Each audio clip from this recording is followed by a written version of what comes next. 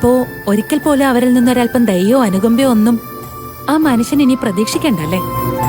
പ്രതീക്ഷിക്കാം മോളെ. അന്നൊരിക്കൽ ശേഖരന്റെ ലോട്ടറിക്ക് 1,00,000 രൂപ സമ്മാനം അടിച്ചതുപോലെ നാളെ ഒരിക്കൽ 10-25 കോടിയുടെ ബമ്പർ സമ്മാനം ശേഖരൻ അടിക്കുകയാണെങ്കിൽ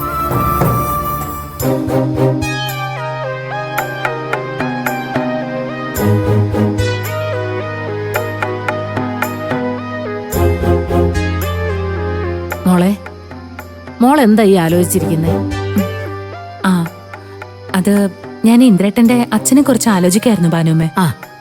ആ മനുഷ്യന്റെ ദുരിതം കാണാൻ വയ്യാഞ്ഞിട്ടല്ലേ മോൾ ഇങ്ങോട്ട് വന്നത്. പിന്നെന്തിനാ അത് തന്നെ വീണ്ടും ആലോചിച്ചോണ്ടിരിക്കുന്നത്? ഞാൻ അവിടെ നിന്ന് മാറിയാ ആ മനുഷ്യന് ഇന്ദ്രേട്ടന്റെ അമ്മയും അനിയത്തിയും ആഹാരം കൊടുക്കൊന്നും അതിലൂടെ ഒരു മനസ്സലിവ് അവർക്ക് ഉണ്ടാവുമെന്നൊക്കെ ഞാൻ പ്രതീക്ഷിച്ചു ഭാനുമ്മേ. പക്ഷെ അവരിൽ അങ്ങനെ ഒരു മാറ്റം ഉണ്ടാവില്ലെന്നാ അച്ഛൻ പറയുന്നത്. മാഷ് അങ്ങനെ പറഞ്ഞെങ്കിൽ അതിൽ എന്തെങ്കിലും കാര്യം ഉണ്ടാവും. സുശീലയുടെ മനസ്സ് മാറുമെന്ന് എനിക്കും തോന്നുന്നില്ല. അപ്പോ ആ മനുഷ്യൻ അവരുടെ ആട്ടും തുപ്പുമായിട്ട് ഈ ജീവിതം അവസാനിപ്പിക്കേണ്ടി വരുമല്ലേ?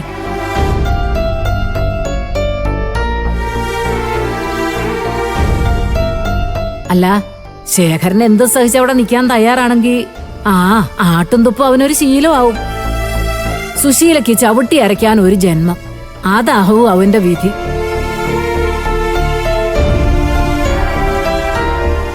ഇല്ല ഭാനുമ്മ, ഒരു ദിവസമെങ്കിലും ആ മനുഷ്യൻ ആഗ്രഹിച്ച അദ്ദേഹത്തിന്റെ കുടുംബത്തെ എനിക്ക് തിരിച്ചു കൊടുക്കണമെന്നുണ്ട്.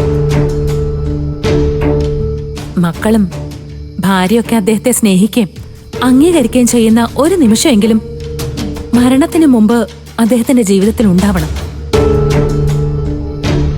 ഇല്ലെങ്കിൽ ആക്സിഡന്റ് സംഭവിച്ച് വഴി കടന്ന് മരിക്കേണ്ടിയിരുന്ന അദ്ദേഹത്തെ അച്ഛൻ കാണാനിടയായതും ആ മനുഷ്യനെ ഞാൻ അദ്ദേഹത്തിന്റെ കുടുംബത്തിലേക്ക് തിരിച്ചു കൊണ്ടുവന്നതിനും എന്തർത്ഥമുള്ളത്? ഇങ്ങനെയൊരു ദുരിത ജീവിതത്തിനായിരുന്നെങ്കിൽ ഞങ്ങൾ എന്തിനാ അദ്ദേഹത്തെ രക്ഷിക്കാൻ എത്തിച്ചത്? ഇല്ല, ഒരിക്കലും ഇതിനു വേണ്ടി ആയിരിക്കില്ല ഭാനുമേ. ഒരു നല്ല നാളെ ഞങ്ങളിലൂടെ തന്നെ ആ മനുഷ്യൻ ഉണ്ടാവണം ഭാനുമേ.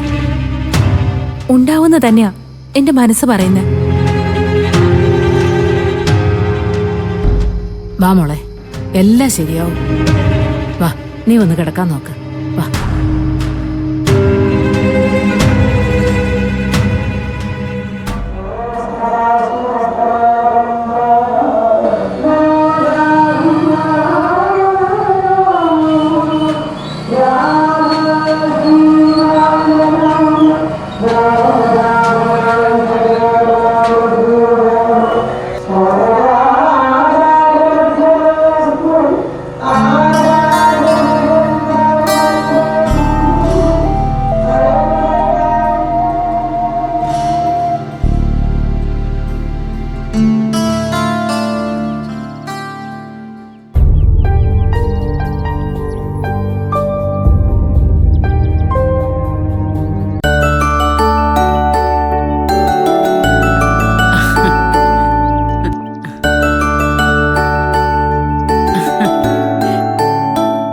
നല്ല തിരക്കായിരുന്നു.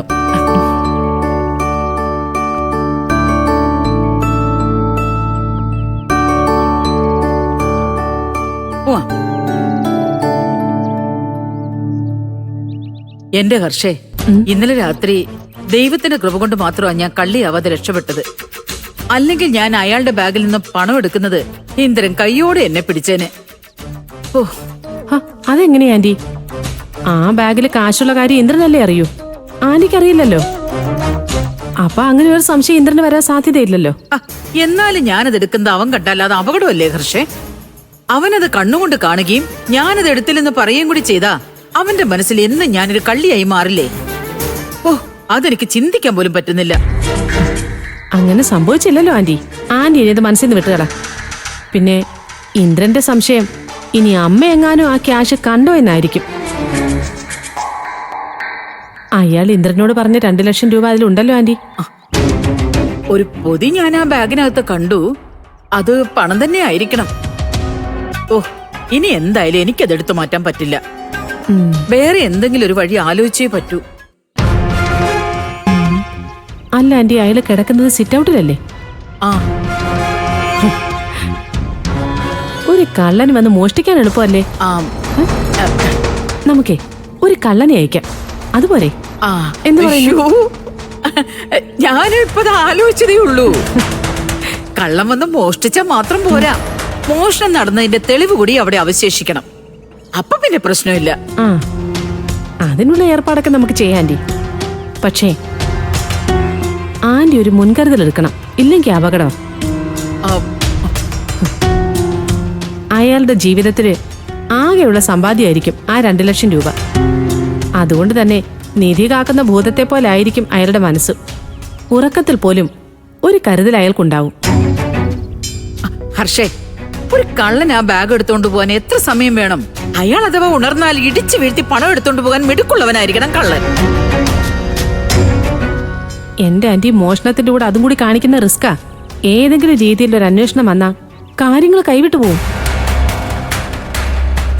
അതുകൊണ്ട് മോഷണം നടക്കുന്ന സമയത്ത് ശേഖരൻ ഒരു കാരണവശാൽ ഉണരരുത്. അയാള് ഗാഠമായ ഉറക്കത്തിലായിരിക്കണം. ആ, അല്ല അതിപ്പോ അതിനൊക്കെ വഴിയുണ്ട് ആന്റി. ആന്റി, ഞാൻ പറയുന്ന പോലെ മാത്രം ചെയ്താൽ മതി. ആ ആ ആന്റി വാ, ഇത്തരം കാര്യങ്ങളൊന്നും അമ്പലത്തിന്റെ പരിസരത്ത് വെച്ച് നമുക്ക് പറയണ്ട. നമുക്കിവിടെ എന്നാ നമുക്കിനി പോയാലോ? പിന്നെ പോകുന്ന വഴിക്ക് വണ്ടിയിലിരുന്ന് കാര്യം പറയാം. ആ, മെഡിക്കൽ സ്റ്റോറിൽ നിർത്തി ശേഖരന് ഉറക്കാനുള്ള മരുന്ന് ആ വാങ്ങാം. ശരി ഹർഷേ, എല്ലാം നീ പറയുന്നത് പോലെ. എന്നാ കേറ് വാ.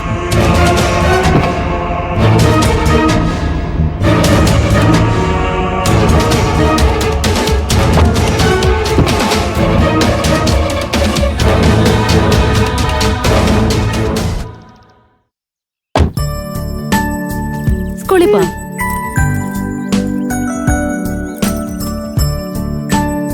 ദാ, കൈ കാണിക്ക്, ബാഗ് ഇട്.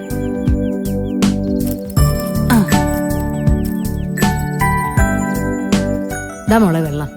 ആ, ഞാൻ തിരിച്ചു വരുമ്പോ എന്തെങ്കിലും വാങ്ങിക്കണോ ഭാനുമ്മേ? ഇപ്പൊ ഒന്നും വേണ്ടനോ, അത്യാവശ്യത്തിന് വേണ്ടതെല്ലാം ഇവിടെ ഉണ്ട്. ആ, അച്ഛൻ കുളിച്ചു വന്നാലേ ഭാനുമ്മ ബ്രേക്ക്ഫാസ്റ്റ് കൊടുക്കണേ. അതിനുശേഷം മരുന്ന് കൊടുക്കാനുള്ളതാ, അത് ഞാൻ വന്നിട്ട് കൊടുത്തോളാം. ആ ശരി മോളെ, ഞാനേ മാഷിനോട് കഴിക്കാൻ പറയാം. ചിലപ്പോ മോള് വന്നിട്ടേ അദ്ദേഹം കഴിക്കൂ. ശരി, ഞാനെന്തായാലേ മോനെ ഓട്ടോയിൽ കൊണ്ടുവിട്ടിട്ട് ആ വണ്ടിയിൽ തന്നെ തിരിച്ചു വരാം. ഓ പോവാം. ടാറ്റ കൊടുക്ക. ടാറ്റാ.